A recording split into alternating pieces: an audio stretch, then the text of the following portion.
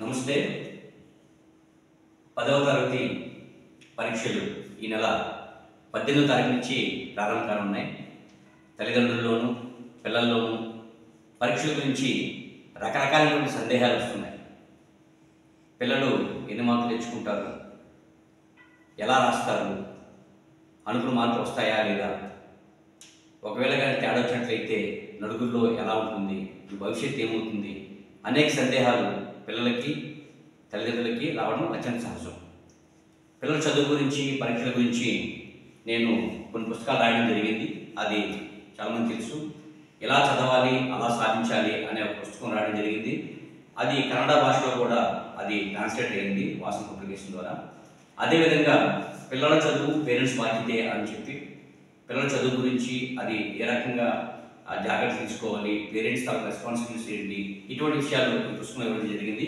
రీసెంట్గా toppers and rankers అనేటువంటి ఈ బుక్లో ఎగ్జామినేషన్ గురించి కానీ, పిల్లల తాలూకు నాలెడ్జ్ గురించి కానీ, బ్రెయిన్ గురించి కానీ, మైండ్ గురించి కానీ, మెమరీ గురించి కానీ, ఎగ్జామ్ టిప్స్ గురించి చాలా వివరంగా ఎక్స్ప్లెయిన్ చేయడం జరిగింది. సో ఇప్పుడు కొంతమంది స్టూడెంట్స్ ఇక్కడికి వచ్చారు. వీళ్ళు కొన్ని సందేహాలు ఉన్నాయి. ఈ సందేహాలు వీళ్ళకే కాదు, మన రాష్ట్రంలో పరీక్ష రాయబోతున్నటువంటి 6 లక్షల మంది పైగా 10వ తరగతి పరీక్షలు రాయబోతున్నారు. వాళ్ళకి చాలామందికి ఐడెంటికల్గా ఇవే సమస్యలు ఉండొచ్చు. వీరు అడిగిన సమస్యలే కాకుండా ఈ వీడియో చూస్తున్న వాళ్ళు ఎవరైనా సరే మీ సందేహాలు ఉన్నట్లయితే మీరు కింద నా కామెంట్ బాక్స్లో కానీ మీరు రాసినట్లయితే, లేదా తర్వాత చెప్పినటువంటి ఫోన్ నెంబర్కి 9948992208 మీరు వాట్సాప్లో ఆ మెసేజ్ పెట్టినా సరే మరో వీడియో ద్వారా ఆ సందేహాలు అనేవి తీర్చడం జరుగుతుంది. సో ముందుగా ఏంటంటే ఈ పిల్లల తాలూకు సందేహాలు ఏంటి? సో ఇవి కామన్గా వీళ్ళకే కాదు, ఇదే సందేహాలు చాలామందికి ఉండొచ్చు. సో టిపికల్గా కొన్ని డౌట్స్ని తీసుకొని ఈ వీడియో చేసే ఉద్దేశం ఏంటంటే పిల్లలు ఎవరు కూడా అనవసరంగా ఒత్తిడికి టెన్షన్కి గురి కాకుండా పరీక్షల్లో బాగా రాసి వాళ్ళు చదివితే ఏదైతే ఉందో ఉపాధ్యాయులు వారికి ఏ రకంగా తర్ఫీదు ఇచ్చారో దానికి తగిన ఫలితంగా పరీక్షలు బాగా రాసి మంచి మార్కులు తెచ్చుకోవాలనే సదుద్దేశంతో ఈ వీడియో చేయడం జరుగుతుంది. సో మీరు ఎవరైనా సరే ఇక్కడ ఒక 10 మంది పిల్లల వరకు ఉన్నారు. So you can raise your hand to ask the question and yes what's your doubt? I'm Chandni, studying 10th standard. పరీక్షలు రాస్తున్న సమయంలో ఏకాగ్రతను పెంపొందించుకోవాలంటే మనం పాటించవలసిన విషయాలు ఏంటి? Very good. సో పరీక్ష రాస్తున్నప్పుడు కాన్సన్ట్రేషన్ ఎలా ఉండాలండి? ఎందుకంటే పరీక్షలో మీకు మొత్తం 7 పేపర్లు ఉంటాయి. ఫిజిక్స్, బయాలజీ తప్ప మిగతా అన్ని పరీక్షలు కూడా 3 గంటల సమయం ఉంటుంది. బట్ ఫిజిక్స్కి బయాలజీకి 2.5 అవర్స్ ఉంటుంది. సో 3 గంటలు అంటే 180 నిమిషాలు. దీంట్లో ప్రతి నిమిషం కూడా చాలా ప్రాధాన్యత కలిగి ఉంటుంది. ఎందుకంటే మీరు ఎగ్జామ్కి ముందుగా చేరుకోవాలి.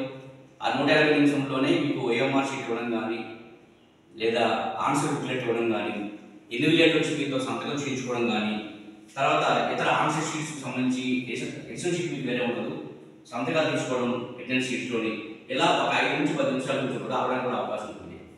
బఫర్ టైంగా మీరు ఒక 10 నిమిషాలు తీసుకోండి. ఉన్న 170 నిమిషాలని పూర్తిగా మీరు ఏ పరీక్ష రాస్తున్నారో, ఏ ప్రశ్న రాస్తున్నారో, ఏ సెక్షన్ రాస్తున్నారో దాని మీద దృష్టి పెట్టాలి. మీకు ఏంటంటే ఈసీసీ ప్యాటర్న్ వలన ముందుగానే మీకు ఒక పావు గంట ముందుగా మీకు ఎక్స్ట్రా సమయం అవుతుంది. క్వశ్చన్ పేపర్ పూర్తిగా చదవండి. దాంట్లో మీకు ఏవి బాగా వచ్చో అవి టిక్ పెట్టుకుని, అంటే ఏ అని పెట్టుకోండి. పరీక్ష పేపర్ మీద ఏమీ రాయకూడదు, అందుకే చిన్న టిక్ పెట్టుకోండి. బాగా లేదా రౌండ్ చేసుకోండి, అంటే బాగా రాయగలండి.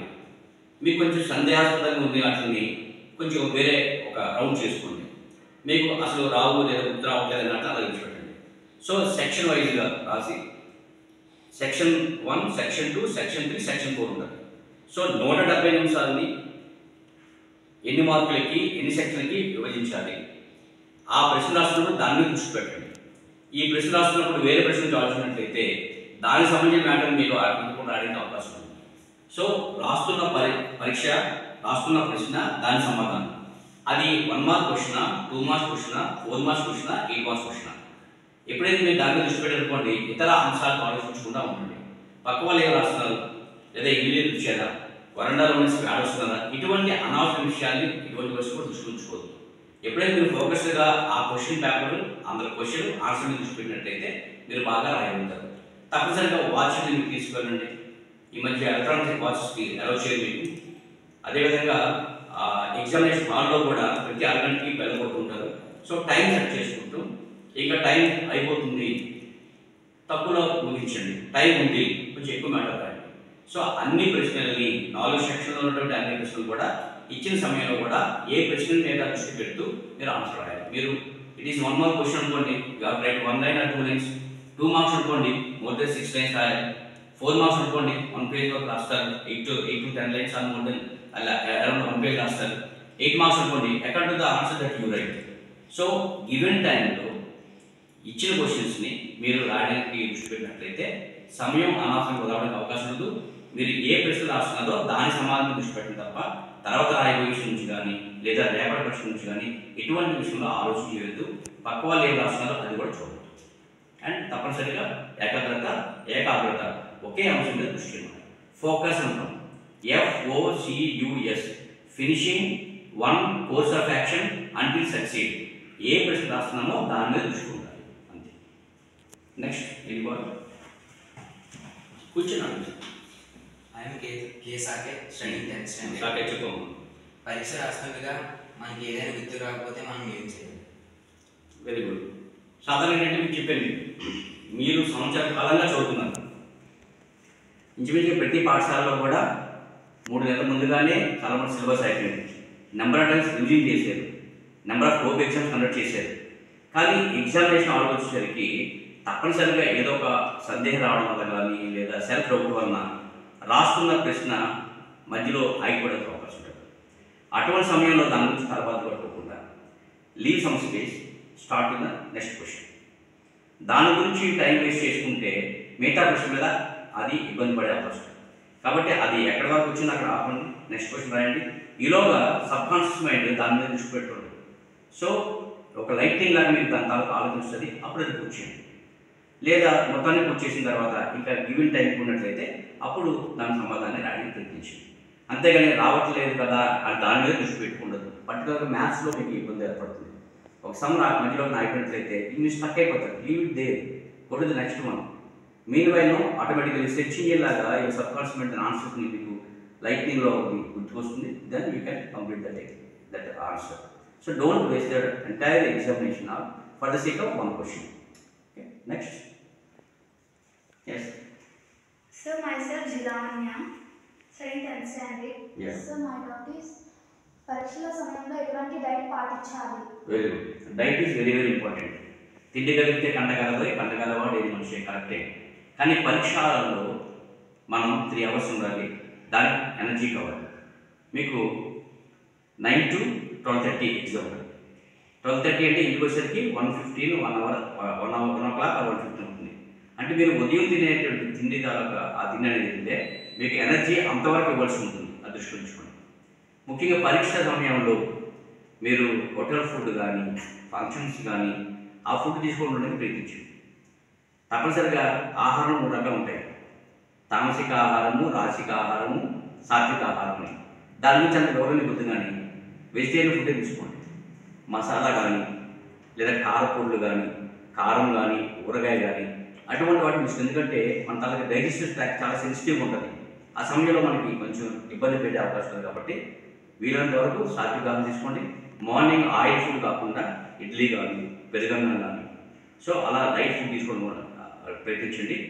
ఎగ్జామినేషన్ హాల్కి మీరు పౌచ్ తీసుకెళ్తారు కాబట్టి దాంట్లో ఒక 2 చాక్లెట్ తీసుకెళ్ళండి, ఒక 4 బిస్కెట్ తీసుకెళ్ళండి. సో ఇది మీద ఇబ్బంది పెట్టరు. ఎందుకంటే మీకు అక్కడ కొంచెం ఏమాత్రం బ్రెయిన్కి తప్పనిసరిగా గ్లూకోజ్ అవసరం. మీరు వాటర్ తీసుకెళ్తారు, దాంట్లో కొంచెం గ్లూకోజ్ తీసుకెళ్ళండి. సో ఇమీడియట్గా ఎనర్జీ రావడానికి అవకాశం ఉంటుంది. సో మొత్తం ఈ ఎగ్జామినేషన్ అయినంత వరకు అంటే March 18th నుంచి మీకు 29th వరకు ఉండే దాంట్లో సిక్ అవ్వకుండా మీకు బలాన్ని ఇచ్చేటట్టు ఆహారం తీసుకోండి. అంతేగాని మసాలా కానీ నాన్ వెజ్ కానీ మ్యాక్సిమం దూరంగా ఉంటుంది. ఓకే. అండ్ పరీక్ష స్టడీయింగ్ 10th స్టాండర్డ్. పరీక్ష రోజు మనం ఎలాంటి జాగ్రత్తలు తీసుకోవాలి? Very good. So first day is very very important. First impression is the best impression అంటాం కదా. మీరు చూడండి, చాలామంది ఈ వీడియో చూస్తున్నటువంటి పిల్లలందరూ కూడా మీకు చాలా ఒత్తిడి ఉంటుంది ఫస్ట్ డే వరకే. ఫస్ట్ డే మీరు ఎగ్జామ్ రాసిన తర్వాత ఎంత రిలీఫ్ అవుతారంటే, so most of your doubts are completely cleared because most of the fears can never be happen. అనుకోని రకరకాల భయాలు మీలో ఉంటాయి ఎగ్జామ్ ముందు రోజు వరకు. ఎందుకంటే స్వతహాగా మీకు భయమే ఉండదు. ఈ అండ్ ఫియర్ ఈజ్ కంటేజియస్. ఎవరో మీకు భయం గురించి చెప్పడం వల్ల భయాన్ని పెరుగుతారు. ముందుగా ఎగ్జామ్ ముందు రోజు కూడా అంటే ఆ ఏ సెంటర్ చూసుకోండి. ముందు రోజు ఆ సెంటర్ దగ్గర పైన సెంటర్ కోడ్ ఉంటుంది, అక్కడ డిస్ప్లే చేస్తారు. ఆ సెంటర్ కోడ్ చూసుకోండి. ఎందుకంటే ఫర్ ఎగ్జాంపుల్ ఇప్పుడు కార్పొరేట్ స్కూల్స్ ఉన్నాయి కాబట్టి ఒకే పేరు మీద 4-5 బ్రాంచ్లు ఉంటాయి. అంటే ఆ ఏరియా ఏది, ఆ స్కూల్ నేము ప్లస్ ఆ సెంటర్ కోడ్ ఏంటో చెక్ చేసుకోండి. అలాగే మీకు హాల్ టికెట్ 4-5 days ముందే ఇస్తారు. ఆ హాల్ టికెట్లో ఉన్నటువంటి డీటెయిల్స్ అనేవి సరిగ్గా ఉన్నాయో చూసుకోండి. ఏమైనా తప్పిదాలు ఉన్నట్లయితే ప్రిన్సిపల్కి మీ హెచ్ఎంకి చూపిస్తారు ముందుగానే. సో ముందు రోజు ఎగ్జామ్ మీ ఇంటి దగ్గర నుంచి ఎగ్జామినేషన్ హాల్కి ఎంత టైం పడుతుంది, మీ పేరెంట్స్ డ్రాప్ చేస్తారా, ఆటోలో వెళ్తారా, లేదా ప్రభుత్వం ఉచిత బస్సు ఏదో చెప్పారు. సో ఆ టైం క్యాల్కులేట్ చేసుకోండి. చాలామంది పిల్లలు మోస్ట్ ఆఫ్ ద స్టూడెంట్స్ అంటే 11th hour డైగ్రామ్ అంటారు, లాస్ట్ మినిట్లో ఎగ్జామినేషన్ హాల్కి చేరుకుంటారు.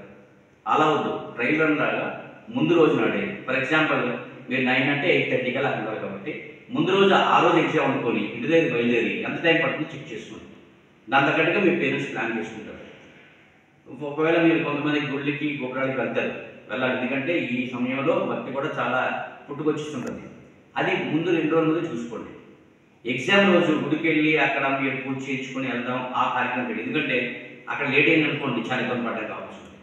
సో ఈ గుడిలో అని ముందు రోజు చూసుకోండి. ఎగ్జామ్ రోజు మనకు సో వేగంగా లేవండి. 2 hours ఉందా అనగా ఇక పుస్తకాలు ఏం చదవద్దు.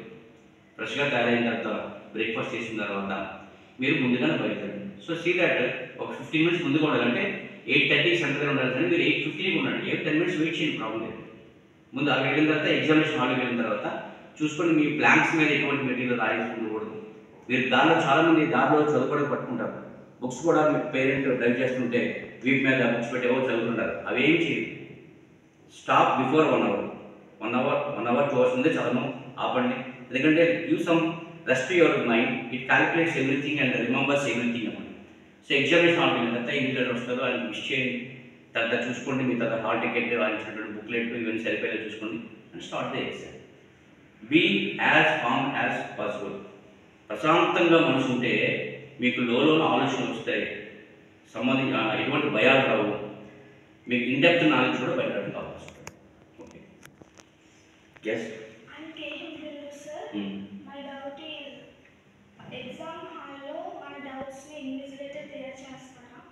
ఓకే, అంటే ఫర్ ఎగ్జాంపుల్ మనం చిన్నప్పుడు నుంచి దొంగతనం చేస్తాం అనుకోండి, పోలీస్ పట్టుకోండి కొంచెం వదిలేస్తారా అని అడిగినట్టు ఉంటుంది. సో ఇండివిజువల్ ఎవరండి? హూజ్ ఈ ఇన్విజిలేట్స్ అంటే ఈ Cs that students right without copying from anybody. మనం వాళ్ళని అడిగామనుకోండి, ఎటువంటి చాలామంది అనుకుంటారు అడగచ్చు కదా సార్ ఏంటి సార్ అని. First thing you should know invigilator ఆ సంబంధించినటువంటి టీచర్ అవ్వచ్చు కాకపోవచ్చు. కొన్నిసార్లు ఏంటంటే రెవెన్యూ డిపార్ట్మెంట్ వాళ్ళు కూడా ఇన్విజిలేట్ చేస్తారు, ఎందుకంటే అది గవర్నమెంట్ పాలసీస్ బట్టి ఆధారపడి. కొన్నిసార్లు టీచర్స్ ఉంటారు, మేబీ వాళ్ళు 10th class టీచర్ కాకపోవచ్చు, మేబీ సెకండరీ టీచర్ అవ్వచ్చు. మీరు ఫస్ట్ ఆఫ్ ఆల్ మీరు అడగకూడదు, ఇటు ఫస్ట్ అడగకూడదు. మీరు ఏంటి అడగాల్సి అంటే మీ తాలూకా హాల్ టికెట్ నెంబరు, ఆ బుక్లెట్ నెంబరు, ఓఎంఆర్ షీటు ఇవన్నీ సరిపోయలేవా సైన్ చేసిన అంతవరకే. మీరు పక్క వాళ్ళని అడగకూడదు, ఇన్విజిలేషన్ అడగకూడదు. అది కూడా తప్పదు. అది ఇన్విజిలేషన్ ఒకటి చెప్పారు అనుకోండి, అది చెప్పరు, ఎవరు కూడా చెప్పరు అనుకోండి. And what is guarantee that he belongs to the same subject. అలా ఒక స్కూల్లో ఎక్కడ జరిగింది. సఫరింగ్ ఫ్రమ్ ఫీవర్ అని స్టూడెంట్ వస్తే ఇన్విజిలేటర్ వచ్చి ఇట్స్ రాంగ్ సఫరింగ్ విత్ అని చెప్పారు. అంటే maybe that teacher may be wrong and because he may not taking that particular subject. So don't depend on anybody. అంతేకాదు ఒక సెంటర్లో ఒక అమ్మాయి ఏంటంటే she is very good student, she wrote some answers. ఈలోగా ఆ పక్క వాళ్ళ ఆన్సర్స్ కనబడ్డాయి, ఎందుకంటే సీటింగ్ అరేంజ్మెంట్ తక్కువగా ఉన్నప్పుడు కనబడచ్చు. ఆ ఆన్సర్ చూసి ఇవి రాసినవి రైటే, ఇవి స్ట్రైక్ అవుట్ చేసి అవి రాసేసి ఆ 3 మార్కులు కోల్పోయింది. ఆ 3 మార్కుల వల్ల అమ్మాయికి ఆ స్కూల్ ఫస్ట్ కూడా పోయింది. So don't depend on anybody except your self. Okay, anybody పరీక్ష సెంటర్ మంచిదా కాదా మనం ఏం చేద్దాం, టెస్ట్ పడతాను. చాలామంది ఏంటి అబ్బా పరీక్ష చాలా సులువైంది, చాలా మంచిది పడింది, అమ్మో అక్కడ. ఇవి ఓన్లీ అన్నెసరీ ఫేక్ ఇన్ఫర్మేషన్ అన్నమాట, గాసిపింగ్. మనం భయంగా ఉన్నప్పుడు, మనం ఆందోళన ఉన్నప్పుడు చాలామంది ఈ పుకారుగాలు బయలుదేరి పలానా సెంటర్ సులువు, పలానా సెంటర్ అదే ఉంది. మంచి సెంటర్ అంటే ఏంటంటే ఏదైతే రోడ్డుకు దూరంగా ఉంది, ఎటువంటి డిస్టర్బెన్స్ లేకుండా విశాలమైన వాతావరణం, చుట్టూ ప్రహరీ గోడ కలిగి ఉంది, మంచి కదలకుండా ఉండి స్థిరంగా ఉన్నటువంటి బెంచ్ ఉంది, సరైనటువంటి వెంటిలేషన్ ఉంది, ఫ్యాన్ ఉంది, పక్క వాళ్ళ నుంచి కానీ ఎవరి నుంచి ఇబ్బంది పెట్టకుండా సరైన ఇంటిగ్రేట్ ఉంటే అది మంచి సెంటర్. ఏ సెంటర్ అయితే కుర్చీలు సరిగా లేక, లేదా రోడ్డుకి దగ్గరగా ఉంది, ఎలక్ట్రిసిటీ లేకుండా, కరెంటు సరిగా లేకుండా, లేదా పక్క వాళ్ళ నుంచి ఇబ్బంది పెడుతుంటే అది బ్యాడ్ సెంటర్. ఈ good centre or bad centre. ఏ సెంటర్లో అయితే మీరు వచ్చిన ఆన్సర్ని రాయడానికి మీకు అనుకూలంగా ఉంటుందో అది మంచి సెంటర్. అది కాకుండా it is getting disturb, that is bad centre. Good centre, bad centre. All centres are strictly invigilated by all the education officers. Squads ఉంటారు, డిఓ ఉంటారు, ఎంఈఓ ఉంటారు, తర్వాత ఎగ్జామ్ సూపరింటెండెంట్ ఉంటారు, సెంటర్ సూపరింటెండెంట్ ఉంటారు, చాలామంది సిబ్బంది ఉంటారు, రెవెన్యూ డిపార్ట్మెంట్ ఉంటారు, పోలీస్ డిపార్ట్మెంట్ ఉంటారు. Don't depend on any malpractice, don't believe any gossip. కొంతమంది చెప్తారు సెలబ్రిటీస్ ఉంది అలా అలాగే కాసిప్స్ అన్నమాట. Don't believe gossips. Next Sir, I'm T. Pushpanandi, studying 10th standard. Sir, my doubt is exam time lo man time management ఎలా తీసుకోవాలి? ఎగ్జామ్లో time management there are two aspects are there. Already once I explained about the 3 hours of examination time. అంటే exam రాస్తున్నప్పుడు so science తప్ప మిగతా ఒకటి 3 hours. ఆ 3 hours section 1, section 2, section 3, section 4. So ఒక్కోటి ఎన్ని మార్కులు, సో ఎంత టైం కేటాయించాలి, అది ఎగ్జామ్ సంబంధించిన టైం మేనేజ్మెంట్. ఈ ముందు అంటే ఫర్ ఎగ్జాంపుల్ ఆల్రెడీ ఇప్పటి నుంచి చూసినట్లయితే ఎన్ని రోజులు ఉన్నాయో, సో రోజుకి మనం చదవడం ఎంత ఇంపార్టెంటో నిద్రపోవడం కూడా చాలా ఇంపార్టెంట్. సో నిద్రపోవడానికి విశ్రాంతికి సమయం కాకుండా మిగిలిన సమయంలో అనవసరమైన విషయాలు లైక్ మొబైల్ కానీ, వాట్సాప్ కానీ, లేదా ఇన్స్టా కానీ, ఫ్రెండ్స్తో ఫోన్ చేసి ఎలా చదువుతున్నామని అనవసరమైన ఎంక్వైరీ చేయడం కానీ, లేదా టీవీ కానీ, ఇవన్నీ కూడా అన్ప్రొడక్టివ్ వర్క్స్. వాటి కాకుండా either you prepare or take rest. ఫంక్షన్స్కి వెళ్ళడం కానీ, ఇటువంటి అన్ప్రొడక్టివ్ థింగ్స్కి దూరంగా వచ్చండి. మీ పేరెంట్స్ కూడా చాలా జాగ్రత్త ఉంటారు, వాళ్ళకు కూడా చెప్పండి. ఎందుకంటే don't let many relatives visit your house at that time. చాలామంది ఈ సమయంలో చాలామంది మీ రిలేటివ్స్ మీకు ఫోన్ చేసి ఆల్ ది బెస్ట్ చెప్తారని చెప్పి ఇలా రాయండి రకరకాల సలహాలు ఇస్తుంటారు. సో వాళ్ళ సలహా కోసం let them give advice, but you be firm what you are. అనవసరమైనటువంటి సమయం వృధా కాకుండా ఎగ్జామ్స్కి మీరు ఏమైతే ప్రిపేర్ అవ్వాలనుకుంటారో ఆ సమయాన్ని వినియోగపరచుకోండి. ఎగ్జామ్ హాల్లో ఉన్న 3 hours ముందుగా హాఫ్ అన్ అవర్ ముందుగా వెళ్ళాలి. ట్రాఫిక్ అని అదని ఇదని ఇటువంటి పరిస్థితులు అందులో ముందుగానే క్యాల్కులేట్ చేసుకోవాలి. ఆ 3 hours టైం పడితే 180 minutes కూడా ఉన్న 3 hours ఎగ్జామ్ తగ్గట్టుగా ప్రతి సెక్షన్ తగ్గట్టుగా రాసుకోవాలి. సీ దట్ మీరు ఇంకా టైం ఉంది. చాలామంది ముందుగా రాసేస్తారు. 3 hours అయితే 2.5 hours రాసేస్తారు. రాసి చుట్టూ గోడికి చుట్టూ చూస్తుంటారు. మరి కొంతమంది లాస్ట్ మినిట్ దాకా రాస్తూనే ఉంటారు. ఎందుకంటే అది మేబీ 2 marks క్వశ్చన్ 4 marks బాగా వచ్చిన ఎక్కువ రాసేకూడదు. Each question as a space. For example 2 marks కంటే ఇంత ఆన్సర్ ఉంటుంది, ఎడిషనల్ రాస్తే మార్క్స్ వస్తాయి. For example there is 1 mark question ఉంది. సో 1 mark క్వశ్చన్లో for example what is DNA అని ఇచ్చాడు. If you write 1 page what is use, abbreviation ఇచ్చి ఎక్స్పాండ్ డిఎన్ఏ అని ఇచ్చాడు. If you write what is DNA that is enough. But you write what is pics, whats and everything, DNA, RNA, functioning, no use. So ఏ ప్రశ్నకి ఎన్ని మార్కులకి ఎంత సమాధానం రాయాలి అది క్యాల్కులేట్ చేసుకోవాలి. సో ఎన్ని క్వశ్చన్స్ ఉన్నాయి, సో ఇంకా ఎంత టైం ఇంకా మిగిలింది, ఎన్ని కంప్లీట్ అవ్వాలి. తర్వాత లాస్ట్ బఫర్గా ఒక 10 minutes ఉంచుకోండి. ఎందుకంటే మళ్ళీ మనం క్వశ్చన్ నెంబర్ చాలామంది క్వశ్చన్ నెంబర్ సెక్షన్ రాయాలి. సెక్షన్ 1 క్వశ్చన్ లెఫ్ట్ మార్జిన్లో క్వశ్చన్ నెంబర్ రాయాలి. క్వశ్చన్ నెంబరు ఈ ఆన్సర్ తాలూకా పాయింట్స్ మళ్ళీ అక్కడ ఇబ్బంది రాకూడదు. ఆన్సర్ తాలూకా పాయింట్స్ అని కూడా మార్జిన్ లోన్ రాయాలి. ఈ మార్జిన్లో ఓన్లీ క్వశ్చన్ నెంబర్ మాత్రం రాస్తారు. ఎందుకంటే మీరు రాసిన క్వశ్చన్ ఉంటుంది కదా, ఎవరైతే ఎగ్జామ్లో ఉంటారో ఆ క్వశ్చన్ నెంబరు ఎక్కడైతే వాళ్ళ బాక్స్లో ఈ మార్కులు అక్కడ వేయాలి. వాళ్ళు మీరు క్వశ్చన్ నెంబర్ ఒకటి రాసి ఆన్సర్ ఏదో రాసినవ్వండి, అక్కడ కన్ఫ్యూజన్ ఏర్పడడానికి అవకాశం ఉంది. సో అన్ని క్వశ్చన్ పైన బాక్స్ ఉంటాయి, అట్లో వాళ్ళు రిప్రజెంట్ చేయాలి. సో క్వశ్చన్ నెంబర్ మస్ట్ క్లియర్గా రాయాలి. ఓకే, అంతేకాకుండా ఏంటంటే ఆ రాస్తున్న సమయం ఒకే విషయాలు ఎక్కువ రాయకుండా ఎంత రాయాలో అంత రాసుకోవాలి. Okay, next studying 10th class. My doubt is పరీక్ష సమయాల్లో మనం ఫ్రెండ్స్తో కంబైన్ స్టడీస్ చేయవచ్చా? Very good. ఫ్రెండ్స్తో కంబైన్ స్టడీ చేయవచ్చా? చాలామంది ఏంటంటే ఫ్రెండ్స్తో కంబైన్ స్టడీ చేస్తాను. కొంతమంది పేరెంట్స్ ఉంటారు, మా పిల్లలందరూ కలిసి చదువుతున్నారండి అని. ఎటువంటి పరిస్థితి కూడా తల్లిదండ్రులకి ముందుగా చెప్తున్నాం, ఎటువంటి పరిస్థితి కూడా కంబైన్ స్టడీని ఎంకరేజ్ చేయొద్దు. ఎందువల్ల అంటే ప్రతి పిల్లవాడు ఇండివిజువల్గా చాలా మంచివాడు, బట్ అందరూ మంచివాడు. చాలా అనుకుంటారు మా పిల్లలు మంచివాడు పలానా వాడు చేయండి, అదే కాదు. ఫర్ ఎగ్జాంపుల్ మీరు H2SO కూడా తీసుకోండి. సో H2 హైడ్రోజన్ చాలా మంచిదే, సల్ఫర్ ఇండివిజువల్గా మంచిదే, ఆక్సిజన్ ఇండివిజువల్ మంచిదే. 3 కలిపి అనుకోండి H2SO ఏర్పడింది అనుకోండి, ఏమవుతుందండి? యాసిడ్ అవుతుంది. స్టూడెంట్స్ అంతే కలిసి కూర్చొని అనుకోండి, మొదలు పెడతాం. ముందుగానే మొదలు పెట్టిన తర్వాత ధోని అనవసరం అంటాడు, ధోని గురించి అలా చేసుకుంటుంది. IPL బాగోలేదు అన్నాడు, దాని నుంచి అనవసరమైనటువంటి సమయం రావడానికి అవకాశం ఉంటుంది. తర్వాత వీడు చదువుతున్న ప్యాటర్న్ వేరే ఉంటుంది, వాడు చదువుతున్న ప్యాటర్న్ వేరే ఉంటుంది. వీడి మెటీరియల్ వేరే ఉండొచ్చు, వాడి మెటీరియల్ వేరే ఉండొచ్చు. లేదా పక్కవాడు బాగా చదువుతున్నట్లయితే నేను బాగా చదవలేదేమో అని ఇన్ఫీరియారిటీ కాంప్లెక్స్ డెవలప్ అవకాశం ఉంది. సో ఆ పక్కవాడు సరే చదవలేదు కూడా నేనే బాగా చదివిస్తున్నాను, నేనే పెద్ద ఇంపార్టెంట్, నేను బాగా రాస్తున్నాను, నువ్వు చదువుతున్నా అనే ఓవర్ కాన్ఫిడెన్స్ రావడానికి అవకాశం ఉంది.